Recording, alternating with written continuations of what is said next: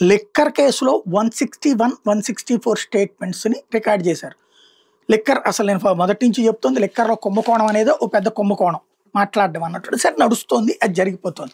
అందులో ఇప్పటికి చెవిరెడ్డి, కేసిరెడ్డి ఇలాంటి వాళ్ళందరూ జైల్లో ఉన్నారు. దానికి కారణం ఏంటంటే అంతకుముందు కొంతమంది ఇచ్చిన వాంగ్మూలాలని చెప్పుకొచ్చారు. వాంగ్మూలాలు తప్పించి మీ దగ్గర ఏం సాక్ష్యాలు ఉన్నాయంటే అవి సేకరించేదాకా వీళ్ళందరినీ జైళ్ళలో ఉంచండి అన్న వాదంతోనే ఇప్పటిదాకా జైళ్ళలో ఉంచుతున్నటువంటి పరిస్థితి. ఇప్పుడు లిక్కర్ కుంభకోణంలో ఎవరైతే సాక్షులు అని చెప్పారో విజయసాయిరెడ్డి గారికి సంబంధించినటువంటి కుటుంబం పెనకా రోహిత్ రెడ్డి, పెనకా శరత్చంద్రారెడ్డి వాళ్ళు తాజాగా ఓ పిటిషన్ వేశారు.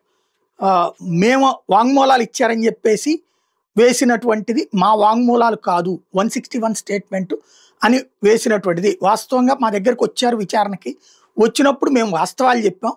తర్వాత పేపర్లో చూస్తే మేమేదో తప్పు ఇది ఆరోపణలు చేశామని చెప్పి మేమేదో వాంగ్మూలాలు ఇచ్చామని చెప్పారు. మేము ఇచ్చిన వాంగ్మూలానికి పేపర్లో వచ్చిన వాంగ్మూలానికి సంబంధం లేకపోయేటప్పటికి ఆ వాంగ్మూలం కాపీలు అడిగి తీసుకున్నాం. అసలు మేము ఇచ్చిన వాంగ్మూలం కాదు, పక్కా తప్పు, అవన్నీ కూడా ఫేక్ది, వీళ్ళు రాసేసుకుని మేము మాట్లాడినట్టుగా మేము ఇచ్చినట్టుగా వాంగ్మూలాన్ని అందులో రిజిస్టర్ చేశారు, అది తప్పు, ఆ వాంగ్మూలాలను తీసేయండి అంటూ వాళ్ళిద్దరూ ఇప్పుడు హైకోర్టును ఆశ్రయించడంతో సంచలనం సృష్టిస్తుంది. అంటే ఎట్లాంటి తప్పుడు పనులు చేశారనడానికి సాక్ష్యం, తప్పుడు కేసులు పెడుతున్నారనడానికి.